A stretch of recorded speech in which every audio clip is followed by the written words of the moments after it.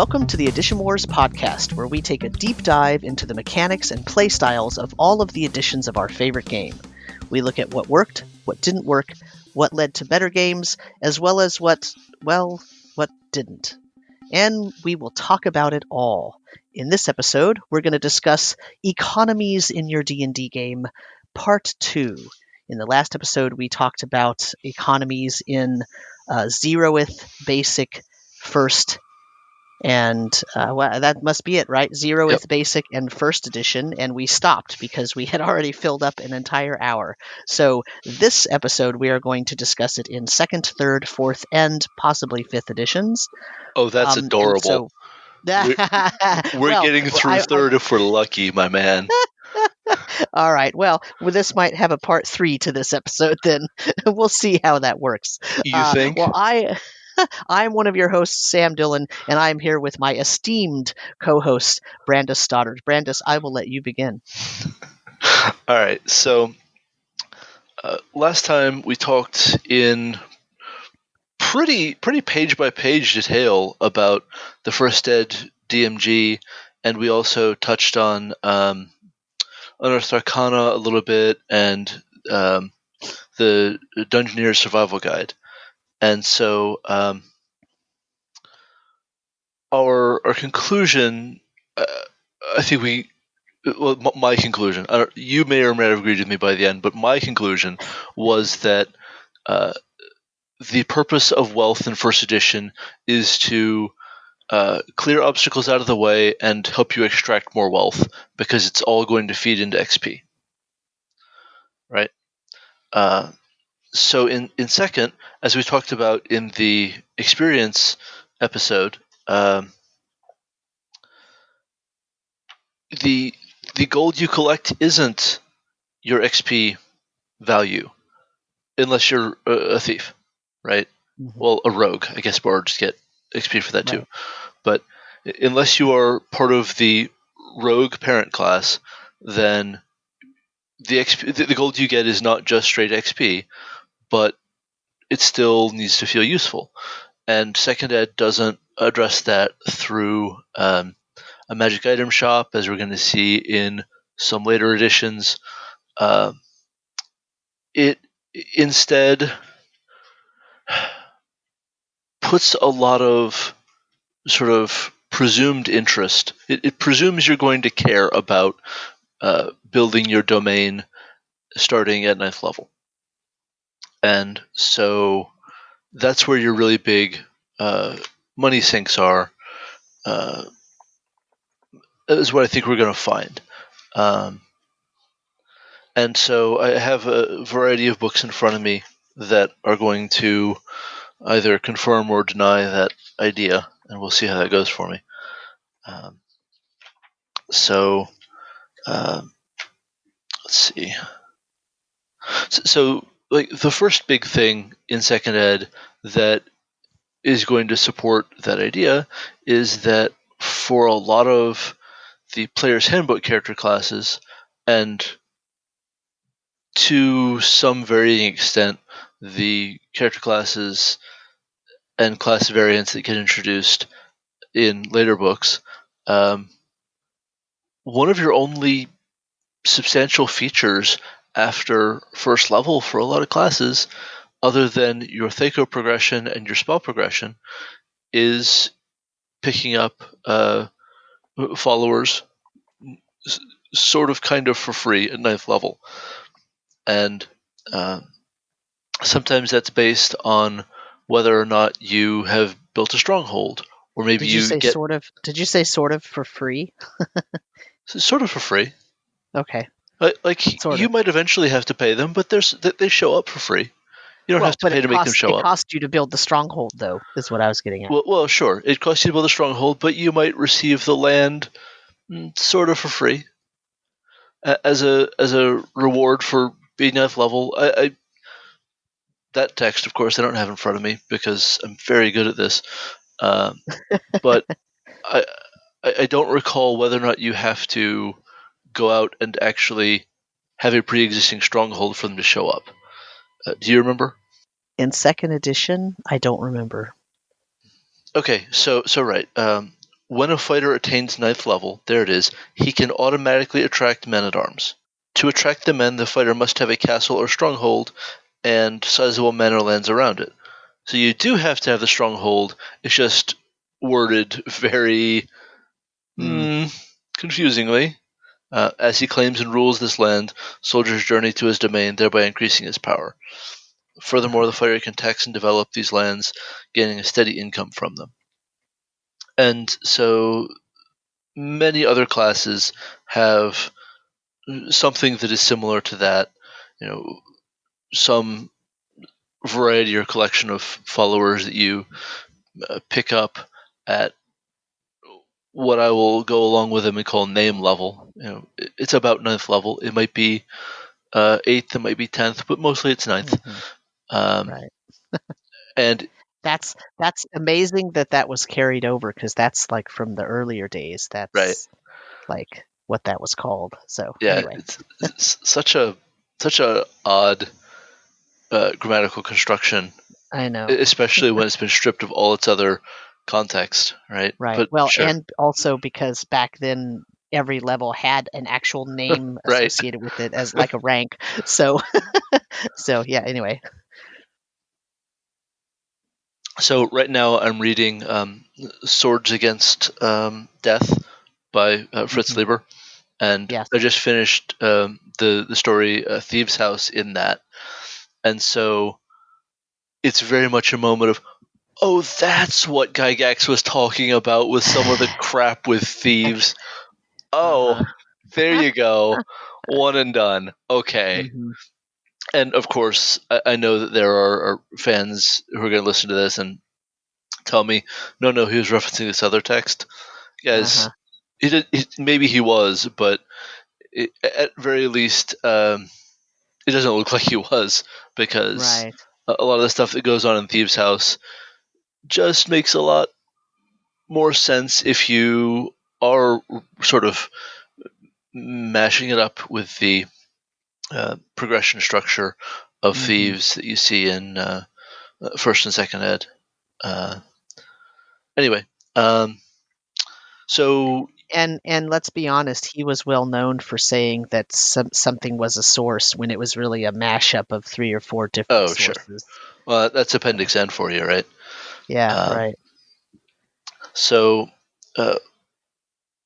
to take that again from the top, the idea is that you're going to go out and adventure, and you're going to gather up a bunch of treasure, and turn that into both the right to the land and then a building on the land in some form or fashion that is going to allow you to attract followers. And then beyond that, you're going to have more people that you have to hire as both a military force and a support staff, and you can play the game without going into that. If you don't have a stronghold, then you don't have followers, and that's a whole area of play that you just never touch, and that's acceptable. But it's at the same point in the game when everything about your advancement really sort of plateaus. So it's a soft cap, right? Your hit points stop advancing. In terms of hit dice, they instead become a fixed number of hit points, 1, 2, or 3, for every level after that. And this is a place where, boy, is it nice to be a spellcaster, because your spellcasting abilities don't slow down or taper or soft cap in any sense. Right. They just get more and more outlandish and badass. Anyway, I'm digressing back into previous episodes, because fighters do get additional attacks. It's a thing. Yeah. But the point is, I forgive you. Yeah, if you decide not to engage with stronghold play, then it is substantially harder to see what you do with your money. Now, there are optional rules for for training as a requirement in second ed, and that could potentially be expensive, depending on whether you use the optional rule in the first place. And I mean, it's not as punishing a cost as in first edition. Not remotely. Yeah. But there's also just a whole different dynamic around experience points that doesn't factor into it strongly, but just enough. All right, so here's another piece of the economy. There's on page 34 of the DMG, the second ed DMG. There's table 22, player character living expenses, and I don't want to overstate how much influence this had on play, because I strongly suspect that this was observed chiefly in the breach. I expect that very few tables actually paid the living expenses, but there is a monthly upkeep cost for 4 different lifestyle levels.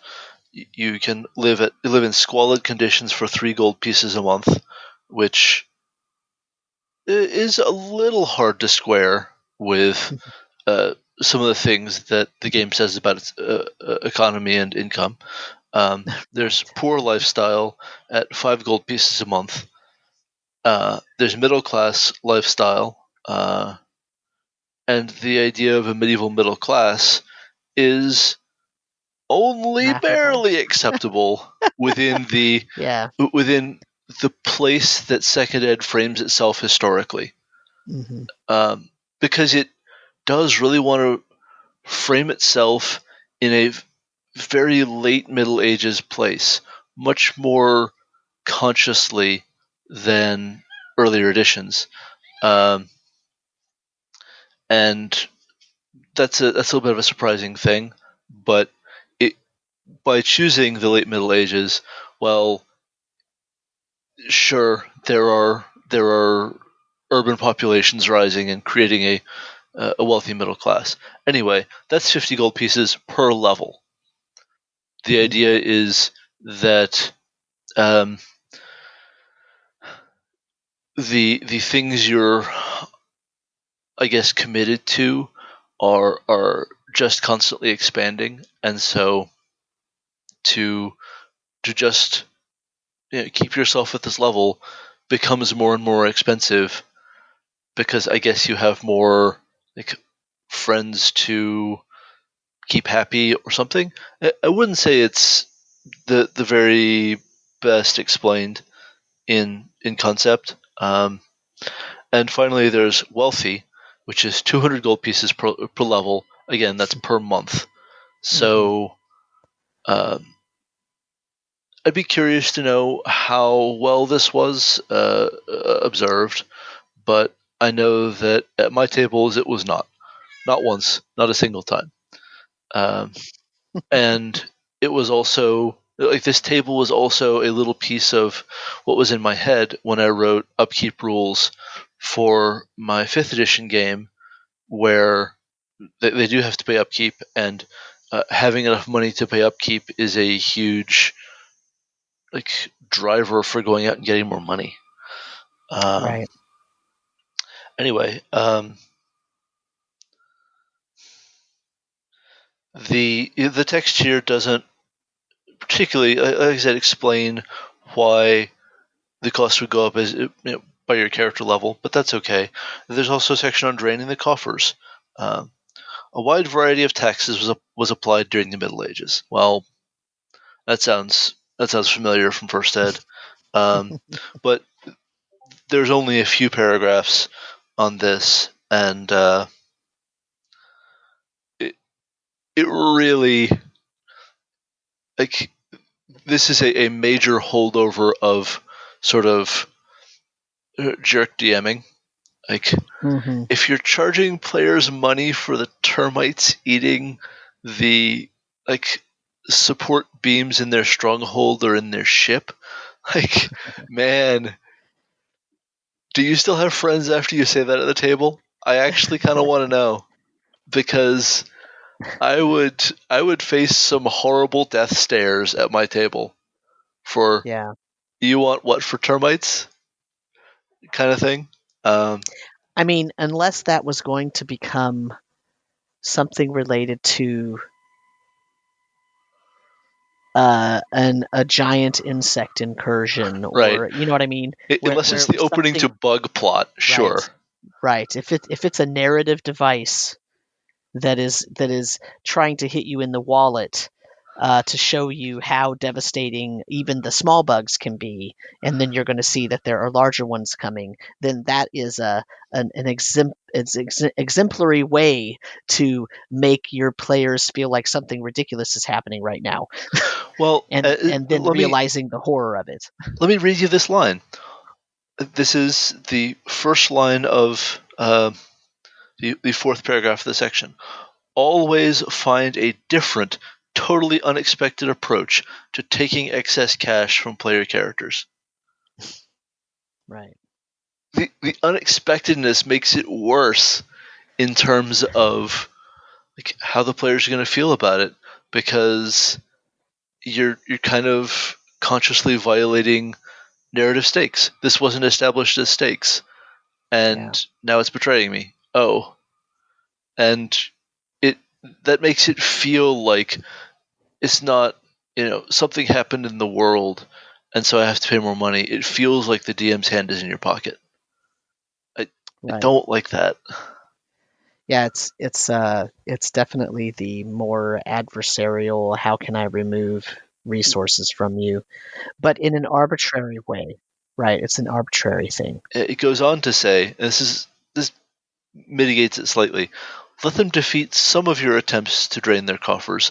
Set up some of your money removing attempts to fail from the start if the player characters take some action.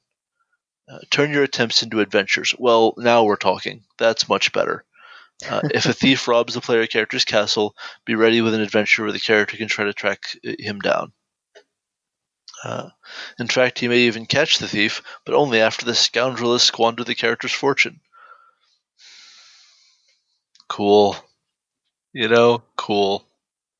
I mean, okay, so now I get to you know remind us of one of the things we discussed early on, which was, why was there such a push in third edition to make a very rules heavy system where there was a rule for everything?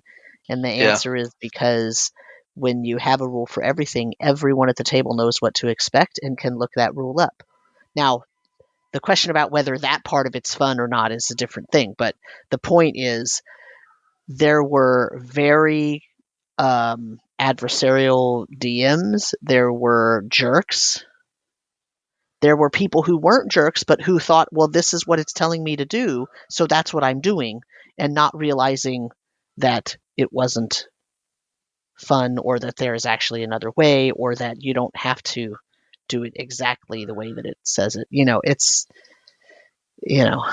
there were a lot of bad DMs out there. And Well, right. actually, I'm going to And totally tangent us right now, because with the huge influx of fifth edition players, I sincerely hope that enough new DMs are sort of being brought into the fold that know that you aren't supposed to be adversarial, or you aren't supposed to be adversarial if that's not what your party finds fun. right. And also that the majority of people do not find that fun. Uh, that's a really good point. I think that with Twitter as the very the very specific slice of the gaming community that it is, a lot of the Mhm. conversation around uh, DMing as a thing, and what it means for a game to even have a GM as opposed to GM-less gaming, uh, is coming out of that adversarial stance. Mhm. And it assumes that adversarial GMing is what GMing is, even though uh, that's really been waning sharply since 1989. I mean, because second ed, while this line is still in here, second ed represents a step back from it as a model, the adversarial model, right? I don't know. Yeah, I mean, I like I said, I knew that was going to tangent a little bit. I That's think fine. it's a worthy a topic that conversation to interests me have. for sure. Yeah, me too. But let's continue.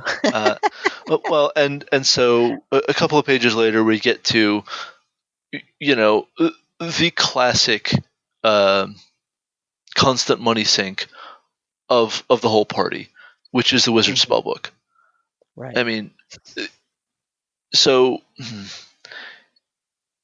I can't be objective about this rule and this kind of rule. I love it too much to even judge what it does to play. I love the fact that after a certain level in the game, and that level is probably like 6th or 7th of any edition of the game where spellbooks involve sinking money to scribe spells. After a certain point in the game, the most expensive item that the party owns is the Wizard Spellbook. Right. That to me is so narratively appropriate to books in the Middle Ages, books of power, any item of power, fantasy academia. It all points in the same direction so well that I love it. I just love it. It makes me love playing wizards. I don't know. There are people who hate it. I don't understand it. I love it. I love that they need to have all this money to perform, weird, horrible experiments that make the windows of their towers flare with unholy light, and it's great. I love wizards, man. But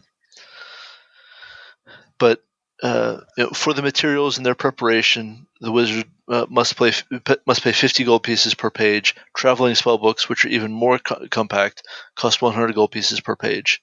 And then how many pages are in a spell book? It's a whole thing. We get into spell book capacities and the capacities of the space cost for spells of each level. It's just great.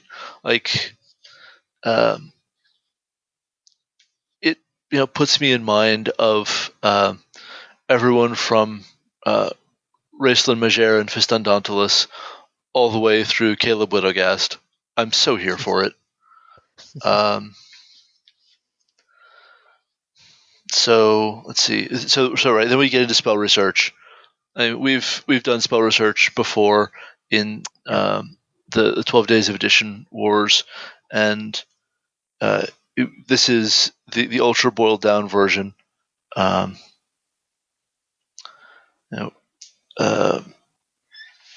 But it's essentially all the things that we saw before. And then sometime later on in here, right? So here we come to Rogue. Per gold piece value of treasure earned, it's 2 XP per gold piece earned. And I mean, I assume that's of their personal share, but I can't prove that on the basis of this text real fast. It feels like their personal share, and that's how we played it. But I think we didn't play with table 34 at all, but that's okay. Yeah.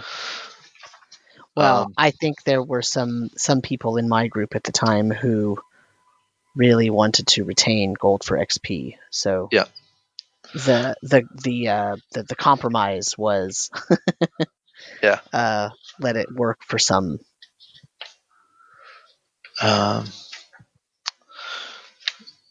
So in a minute here, I'm going to find the thing I'm looking for. Yada yada yada. Morale checks.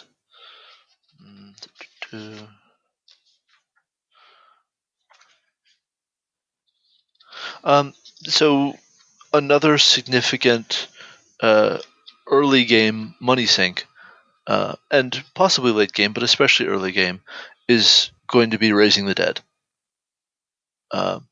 Paying someone to cast spells for you is presented as something you are pretty likely to do in second ed, like all the way down to the art in the book, like conceptually pushing it as something you might want to do.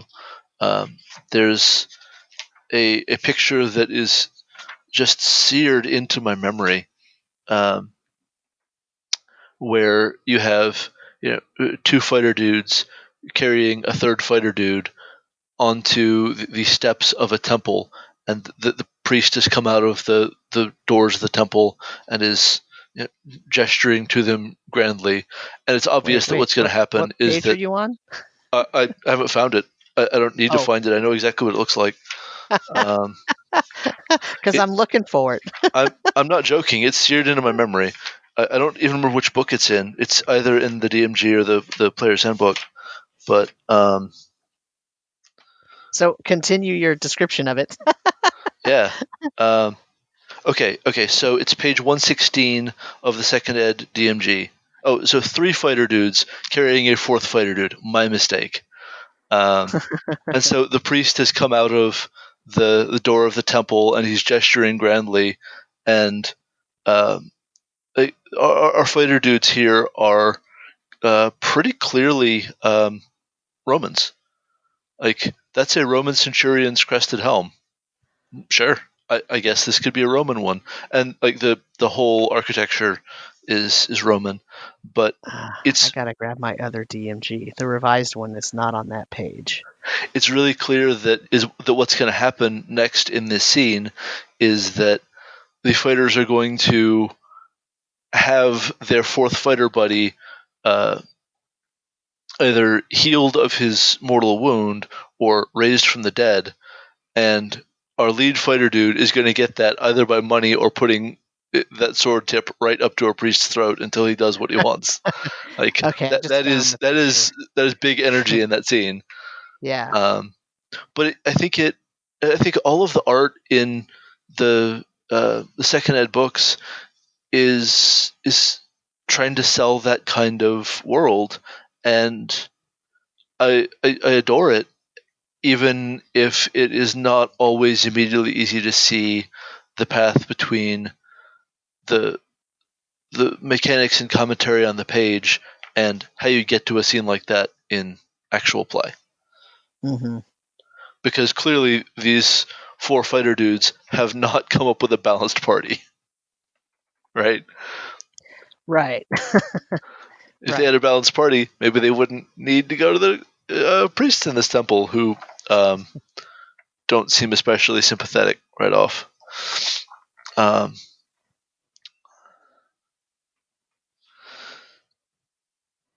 So the sad thing is, I don't think the revised green cover, the revised edition does not have that picture. that is a crime. That is a crime. It is, because I have both. Because I have both. Yeah.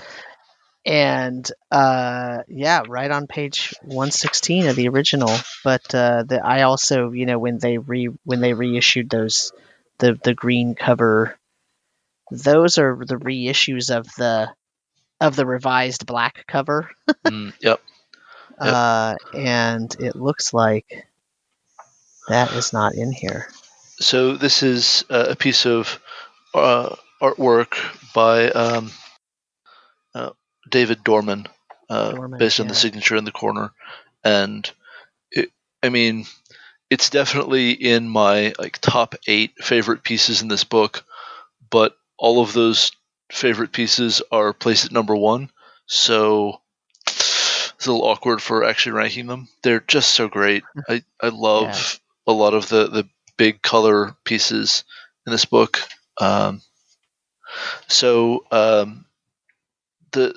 The next big thing I want to cover from the DMG, and strange as it may be, we're both in the middle of the book, and getting close to the end of what I want to cover for economics, Okay.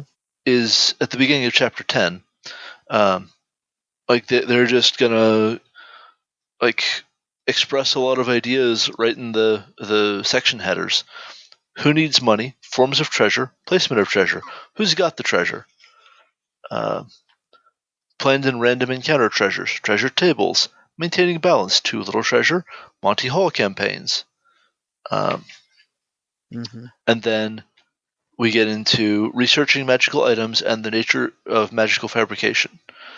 And there's a whole section in here on, getting to create magic items as a PC,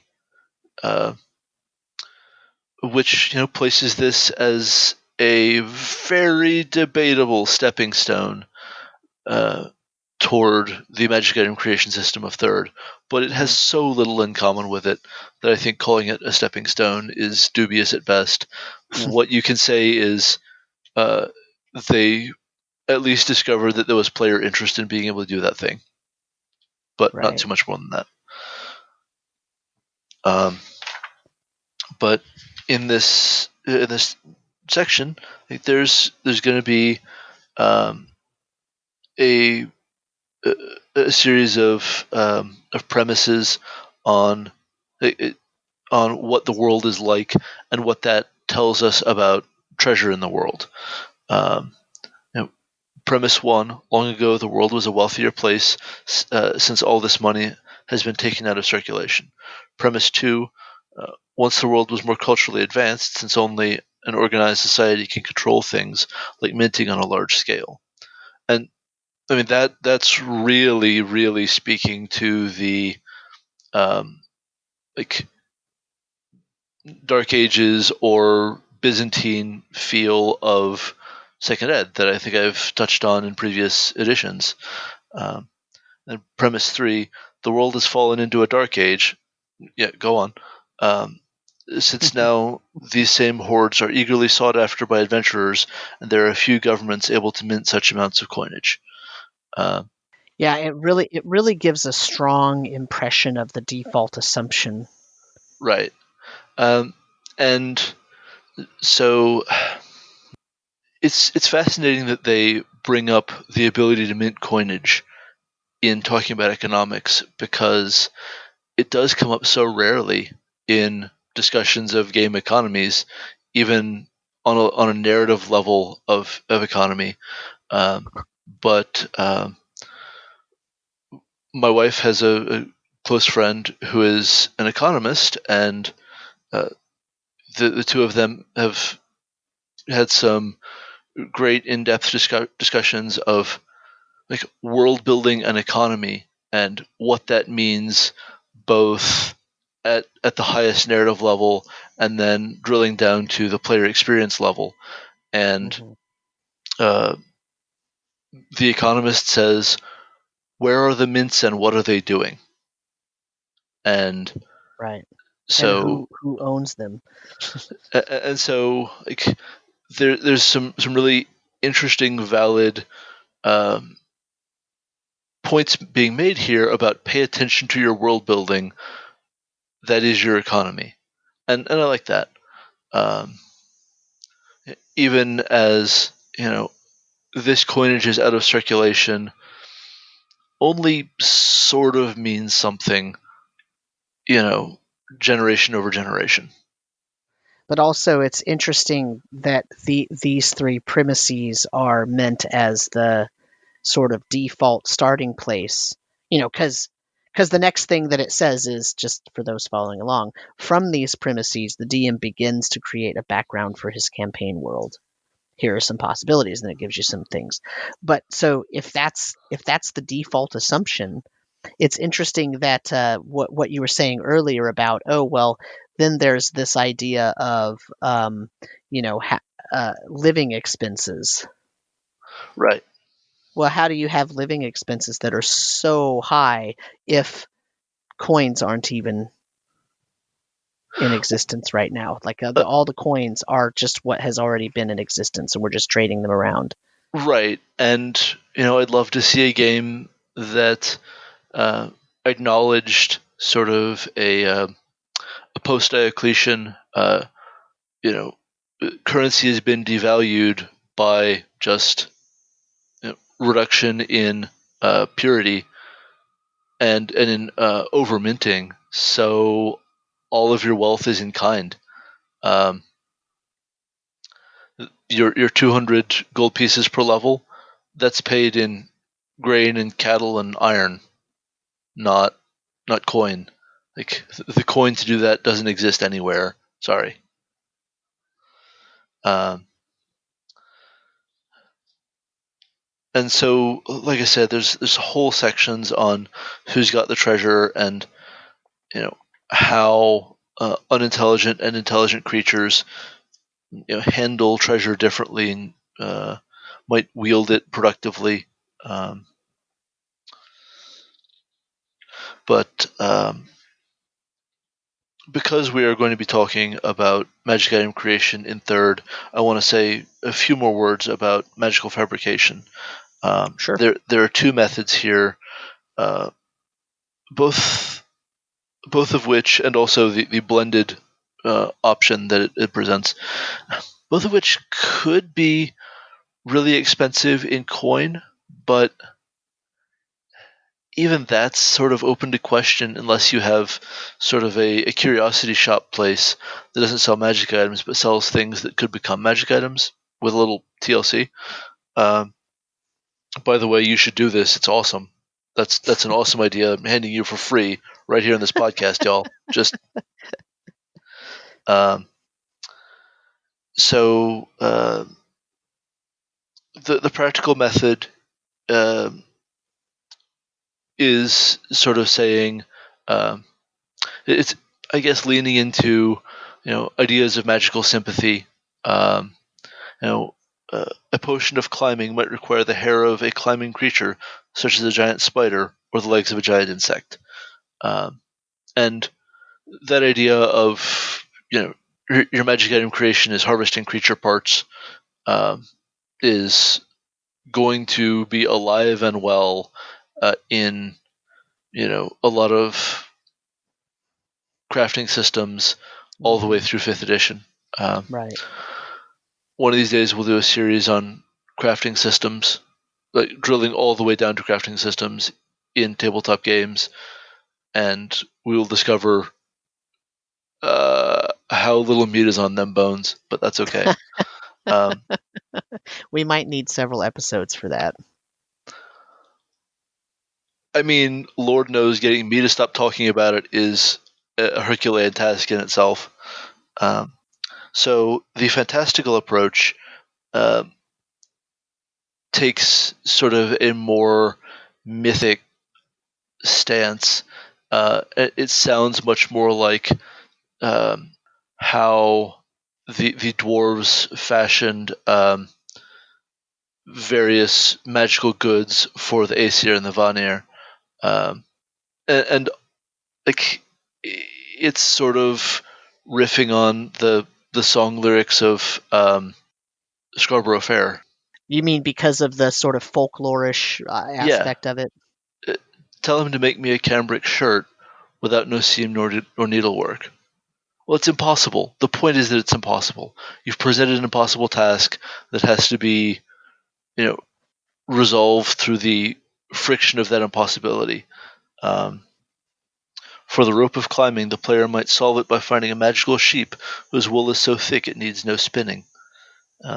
This he could form into a rope, casting spells to give a spider a voice so it can say a few words over the cord. Because the fundamental riddle is thus to make the rope of climbing, the DM could require a skein of unspun yarn, the voice of a spider, and the courage of a daring thief. Well, you probably can't buy too many of those, at your local magic item Costco. Right. And it gets into some of the mythic roots that they're drawing from here. The 12 labors of Hercules, the tasks of Killick from the Mabinogion, that kind of thing. To bind the Fenris wolf of Norse mythology, etc. The thing is that this also requires some work beforehand by the DM.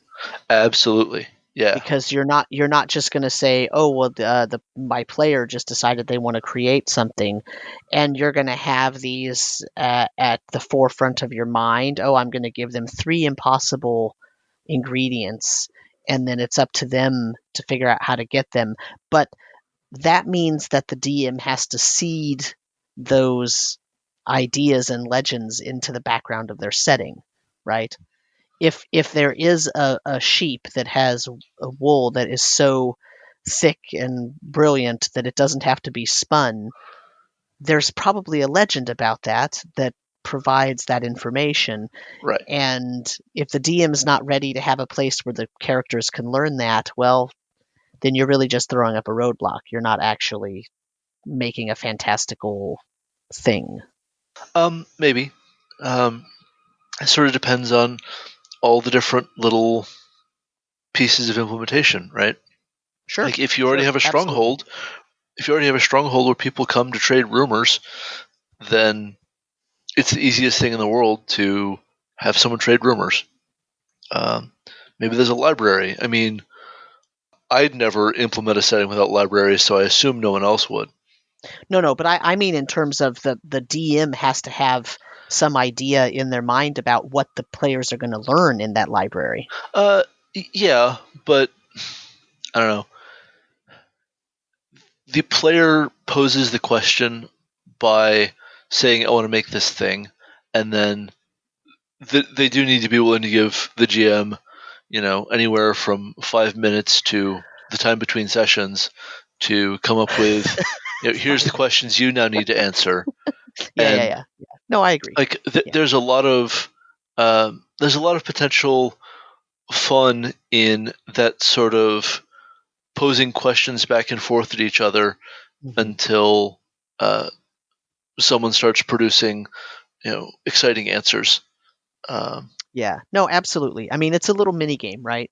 yeah, It's a treasure hunt in the form of information gathering. yeah, Um, and but and I but think everybody has to be on board, though. I guess is what I'm saying. for sure.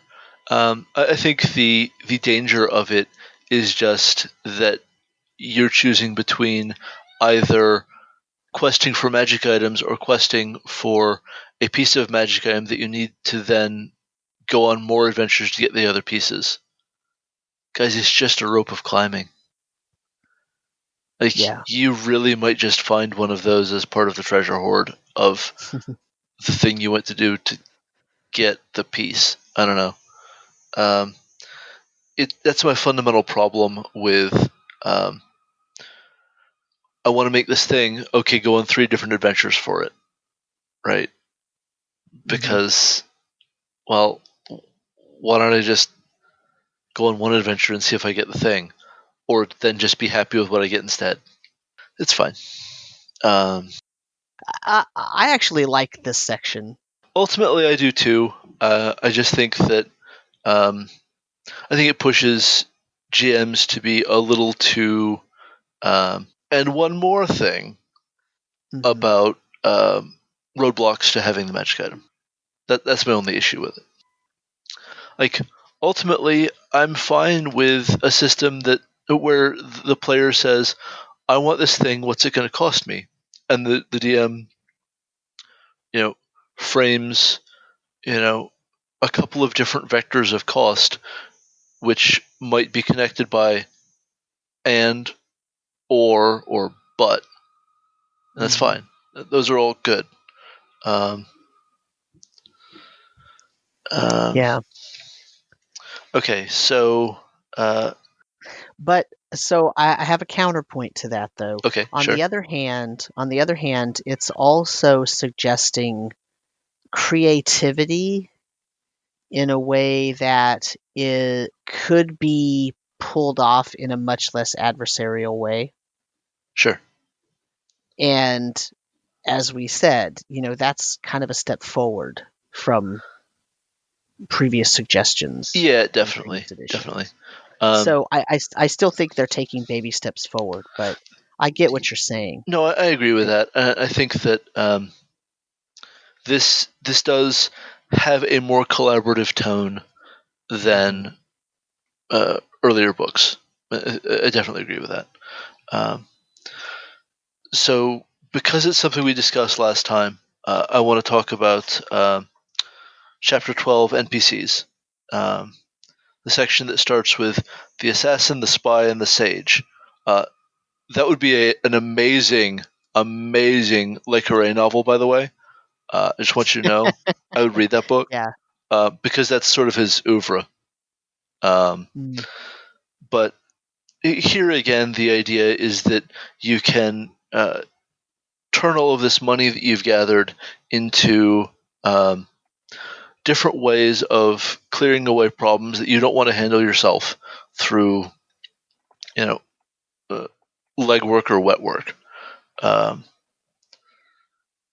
Is there, a person who is, on your case and you hate him? Well, you hire an assassin.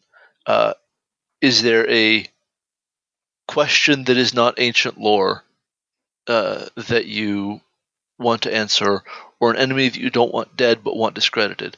Well, a spy. Is there a question or a riddle that needs an answer? Well, a sage. And these are going to be probably spectacularly expensive, and that's fine. That's all to the good. And then soldiers, because my premise was that you were using this to build a domain, and soldiers, military occupations. I'm just going to say the phrase military occupation is a sufficiently ambiguous one that it needs to be jobs. That's fine. Yeah. They're both expensive, just they mean different things. So there's a bunch of different jobs in an army here. Archer, artillerist, mounted bowman. They really underprice that their mounted bowman. Edward M. Lutwack is not going to be happy about the pricing of that mounted bowman. That's all I'm going to say.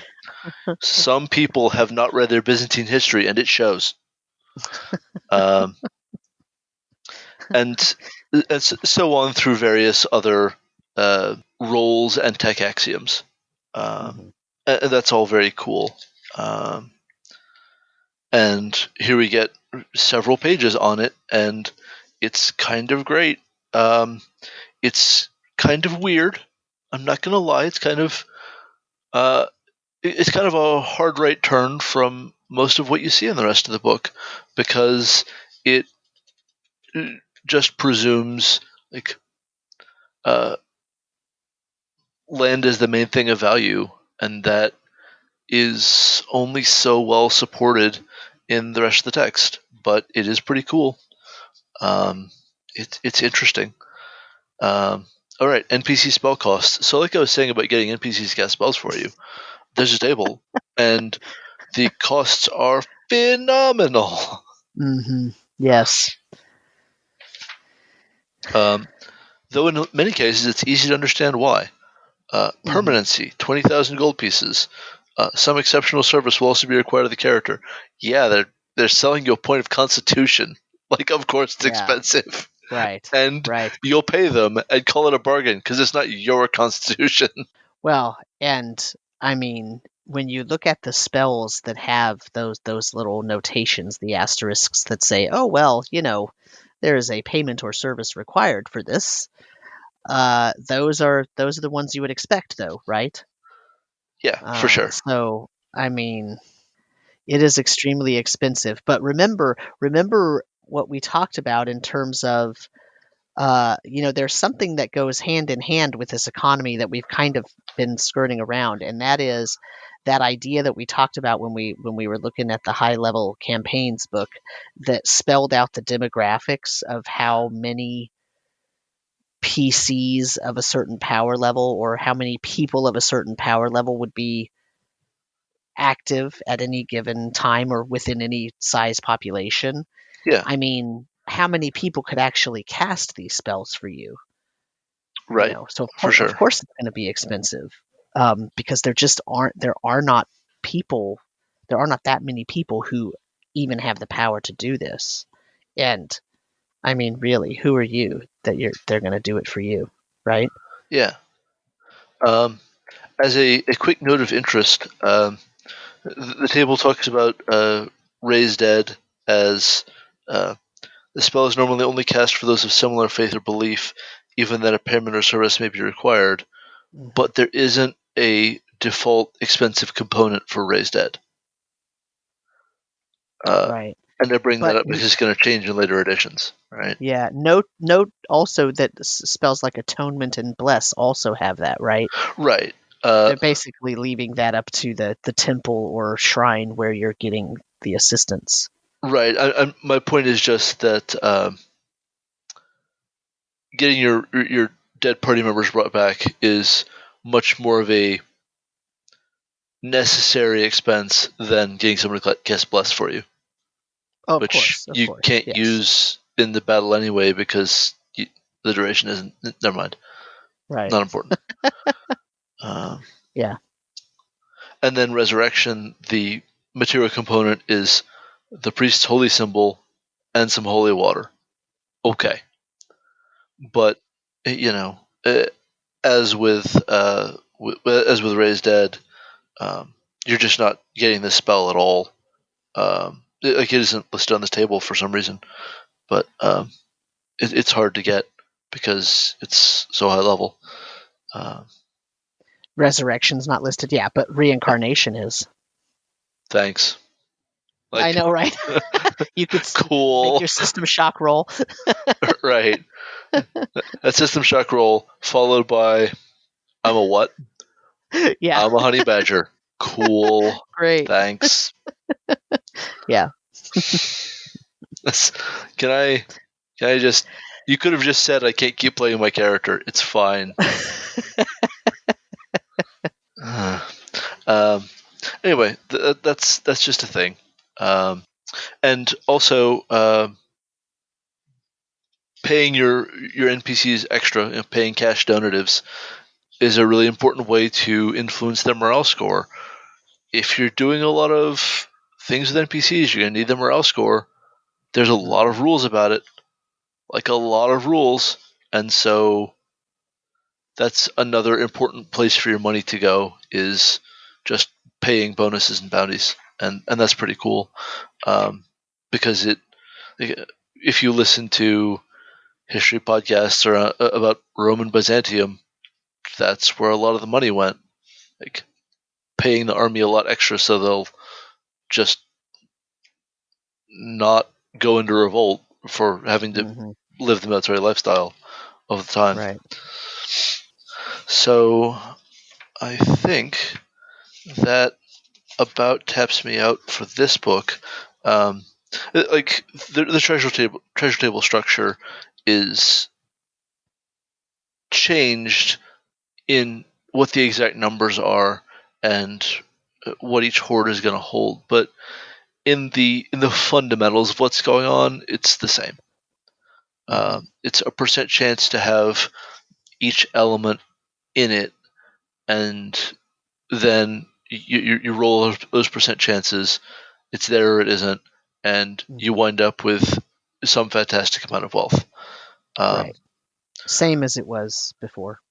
Right, and like we said at the time, that basic approach isn't going anywhere. It's going to run all the way through 5th with a major deviation for 4th edition. Right.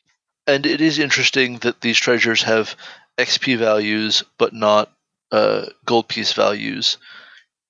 The game doesn't do a great job of telling you what the XP values are here for. I'm not sure I ever knew at the time I was running 2nd Ed what the XP values were even on the table for. Okay, so that XP value is the number of experience points a character gets for making an item. Oh, I get paid experience for making an item? That's right. Oh, sure. Right. Which is kind of funny after that whole section about making it hard for them to make items. Right. Right. I mean, it's there's an interplay there that is there's an idea missing there in terms of how the book tells you how to adjudicate the intersection of those two ideas. Right. And that's fine. Flat. It's fine. Yeah, that's fine. All right, That's good. so that gets us to the end of the second ed DMG. A lot of what I want to say about high-level campaigns we have covered in excruciating detail. So just assume that I pull a Stan Lee, put an editor's note in the corner of the panel, and say we covered this before. But this book is going to largely dig into like true Dwemmers and making spells that way, creating magic items. It doesn't do as many more things for sort of expanded domain level play as I think you could plausibly expect. And of course, Spells and Magic has an awfully lot more about spell creation. So I'm going to kind of cruise past that one, unless you had more you wanted to say about it, Sam. Nope, I think we can move on. So the Castle Guide is the other big statement about strongholds and stronghold management until you get to, my favorite D&D setting ever published, which of course I'm going to talk about. Lord knows I would not end this episode without saying a few words about it. So the Castle Guide wants to talk about feudal society first, and there's a lot of implied world building going on here that maybe they could stand to frame a few more things as this is one way a society can be, rather than this is the default society. But that's all right, I guess. I mean, yeah, but I think this a lot about a lot of the second edition, the initial second edition products that were core, what we would call core products. In other words, non-setting products. They are kind of trying to provide a default setting without providing a default setting, right? And so Right, for sure. that matches exactly what this book is trying to do. This book is giving you an idea of here's what feudal society was, and that's when castles arose, whatever. Right. And so here's your default setting if you're going to use a bunch of castles. But I get what you're saying, but it makes sense to me that they did that way. Whether there weren't better alternatives is another story, of course. Right. So all that, all the lines about how to drain money from the players' coffers, well, that gets broken down into individual taxes here. Mm-hmm. The seasonal taxes, the market taxes, the inheritance taxes, the tolls, luxury taxes, consumption taxes, nobility taxes. It's a lot of taxes, y'all. Yeah, but it depends on your social status. Right. It's just that a lot of these taxes are in values small enough that by the time it's a concern, that amount of money is not meaningful for you anymore. Like, even paying for a simple dwelling at 1, 2, or 6 copper pieces, like, the good world building, maybe dubious gameplay. Yeah. Castle, 10 gold pieces. By the time you have a castle to worry about, I'm gonna bet 10 gold pieces is not your problem. On the other hand, if you don't have any money and you have to pay a 1 copper piece market tax, that might cause problems for you. Yes, that's fair. And basically, this section is fine, but very kind of bureaucracy driven, and I don't know that players are going to enjoy just the here's another copper piece.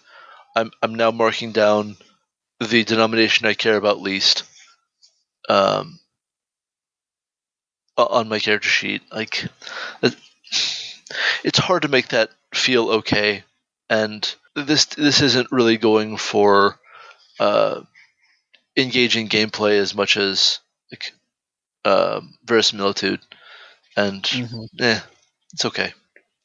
And honestly, this is a supplement where I read it, and a couple of things I pulled out, and then I basically ignored the first, third of this book. Right. Right.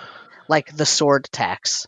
Every weapon in the kingdom is taxed, both as a means of making money and as a means of keeping an eye on the relative power of arms around the kingdom. Okay, but in the fantastical settings that I played in, that didn't really make sense, so ignored, right? Right. And then I would Yeah. move to the next thing, and I would make a decision about whether to ignore that, and then I would move to the next thing. And because this is trying to present such a very specific feudal way of making things in your world, it is, a lot of it falls flat for me. But Yep. I understand why they put it in. Yep. Anyway, we get into castle construction. That's the meat of the book. It's what it's here to talk to you about. And then there are multipliers for all these different factors. Multipliers for terrain, multipliers for climate, multipliers for geography, just all kinds of stuff.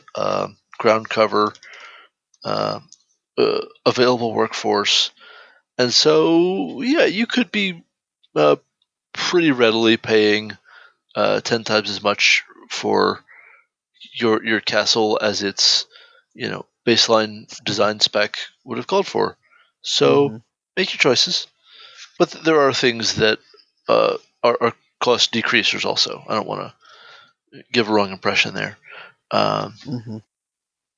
And you definitely get into sort of paying for every stretch of wall. The castle modules table is here to add up construction time and like gold cost and everything on every bit and bob in that stronghold. So like this is the kind of content, and I think we've all seen this in any game that brings up this kind of thing, where there's a major group asset. You're going to get one or at most two players who take on the task of managing it and crunching the numbers on it and everything. And all the time at the table that eats up is focus time for them, where the other players are probably pretty disengaged. It's really hard to make that kind of spreadsheet questing engaging content for a party of more than about two. It's really hard. And it's something that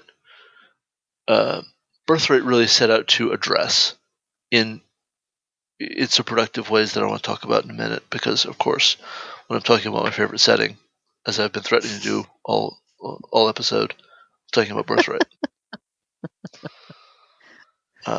Well, you're in luck because I know next to nothing about Birthright. So I that's awesome. I'm seriously considering sending you my spare box set because I love it that much. I have a spare box set that I literally don't know why I own. I don't remember where I got it, and I'm very confused. Because why not have two of your favorite thing? Because I'm pretty sure I didn't buy it. I don't know where it came from, Sam. It just materialized like my wishes coming into being. This is not found its way normal. to someone with a pure heart. or second best effort, me. So to answer me this, in looking at this castle book, you're saying that it creates certain problems that Birthright tried to solve. Let's Right. move forward to that, because I'm interested in hearing that perspective. Okay, so because hold on. So as much as I complain about the first third of this book and say, I just sort of looked and went, I actually love this book because yeah, that whole castle construction putting things together and figuring out every square foot of wall and how much it's going to cost and where is it in a jungle or a swamp or on a plain. And I love that stuff. That's a little mini game for me and it makes my heart sing. But I would never use it in my game. Yeah. Right. And there's nothing wrong with loving that minigame. There's nothing in the world wrong with loving that minigame. Do you play that minigame at the table during a session? No, of course, and that's why I said I would never throw it into my game and expect my players to also embrace it as I would. Right. Right. So you see how quickly that would melt down as soon as the answer to that question toggled to yes. Don't do that. That's a disaster. Um, so so the conceit of Birthright is that all of the characters, or as many characters as want to be, are uh, regents. They control some major asset, which might be uh, a, a series of temples that form a sect of a religion. It might be a series of guild holdings that form a business. It might be a province or a kingdom. It might be the magical holdings of a wizard that fuel their extra special spells, uh, because they do get extra special spells that are just the bee's knees. Um, and so the thing that sets it apart is that there is a personal piece of the game for every player and a reason for them to tune in and care during the spreadsheet questing portion of the session, right? Uh, because it is not all held collectively by the party, in theory at least. You can't like just have one player manage everything. Now, did some groups probably do that in practice because one person at the table is a CPA and everyone else at the table is not? Yes, absolutely. Come on, that's totally a thing. But they're at least trying to not do that, which it helps, right? But not many games care as much about the economy as Birthright does, because you got to fund these holdings and these kingdoms, and they're engines for taxation as well as phenomenal costs because you have to defend them in various ways. So rather than always talking in thousands of gold pieces, they instead have 2,000 gold pieces is one gold bar, or GB. Um, and so you're back to dealing with very manageable numbers. And 5 gold bars, that's pretty real money in Birthright. It's not a phenomenal amount of money, but it's pretty real. You can hire an army from scratch for that, and that's pretty good. A huge part of the game is about the politics of which other regions you're in conflict with and which other kingdoms you're in conflict with, both regions that have holdings in your own lands, because you might not be the only business in that province, and you're going to butt heads because the game makes absolutely sure that you do. Um, like this is one of the only D&D based games that strongly lends itself to open PvP. It was generally not played for open PvP in a gaming group at a table, but there were and absolutely still are Birthright based play by post or play by email groups that are using the engine there to drive 40 or 50 player games where you just have a GM resolving their actions against each other. It's diplomacy with a lot more rules and a lot more economics. That's really cool. That's really cool. And if you have a staff of GMs so that they can run adventures for these regents that want to go on adventures, like, that's phenomenal. Like, it's a whole ton of work, but it's the only time within D&D that has been really readily supported. There are times you can make D&D do that if you care, but this is the one that centers the idea. And so what you have is, two fundamental currencies. You have your gold currency and your Regency point currency. Regency points are not actual money. They're your mystical influence over, your lands and reality and so on, because you're a, ruler with authority. And I don't want to get too deep into all the different things about that, but a lot of the game is resolved by dice rolls, and there's a bidding system where you can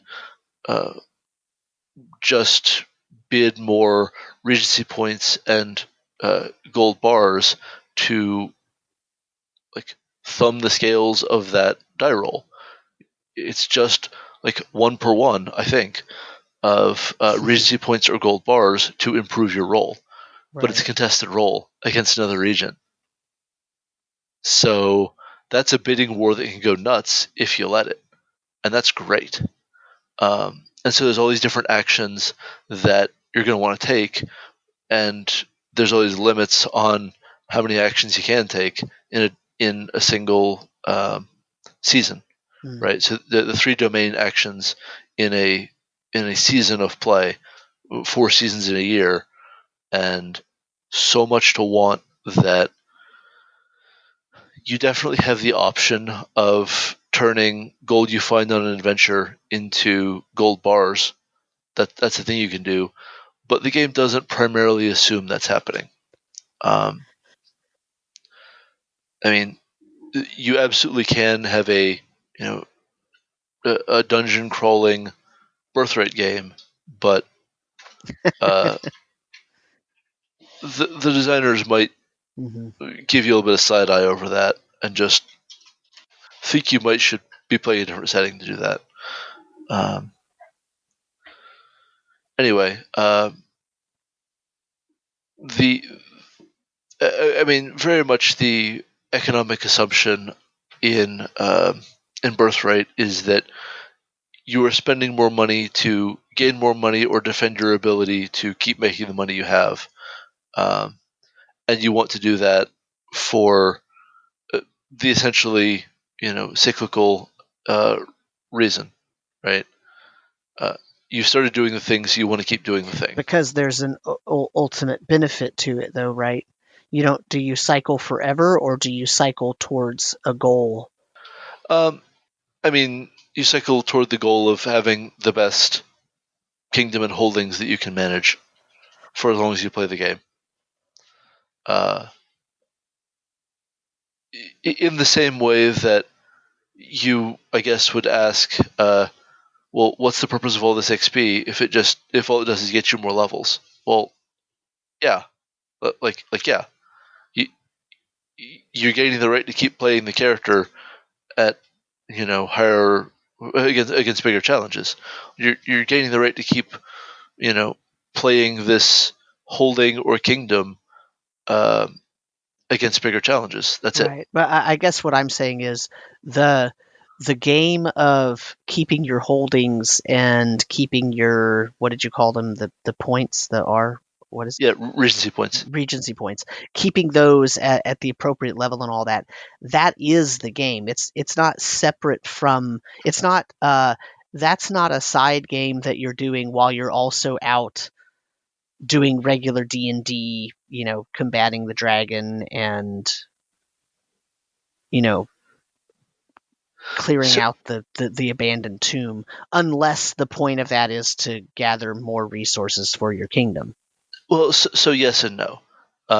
there is a major point of intersection between character power in an adventuring sense and domain power, and that is in your bloodline. So you have this magical bloodline that is why you're able to gain Regency points and why you have sort of a divine right to rule. It's because you have the God-touched blood, and thousands of people all across the continent have this God-touched blood,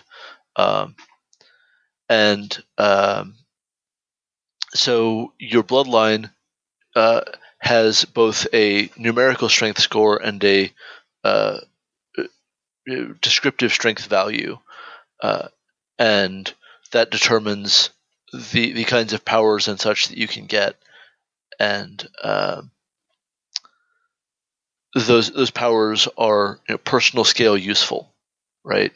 They're going to be useful on adventures primarily. Some of them are also going to be useful in diplomatic encounters when you've set down the D20 of the espionage roll and you've zoomed into the actual scene. Mm-hmm. So yeah, that is sort of how that all plugs together into a thing you could do. But I started in Forgotten Realms when I started in D&D because Birthright wasn't out yet. But as soon as I got my hands on Birthright, I was hooked, man. I love that setting so much because it cares about politics and alternative solutions of problems and verisimilitude as not a lot of other D&D settings have, frankly. And it's a setting that could potentially be very low action if that's how everyone chooses to play it. And that can be good or bad, but you don't have to play it that way, so it's choice. And I just think it's cool that it is a D&D that is doing something so unlike what we talk about as the standard of D&D. All right. Well, I think that that is a great roundabout way to end the episode about economies, and we'll probably come back and revisit some of this as we talk in the next episode about third edition economics and maybe fourth and fifth. We'll see what happens. And I think this has been a fun conversation. I learned a lot about a setting I know almost nothing about. Now I know a little bit more about it, and I think Brandis had a good time talking about economies. I definitely did. Excellent. Well, with that, we will say goodbye. Thank you for listening, and we hope you stay tuned for the next one. Thanks, everybody.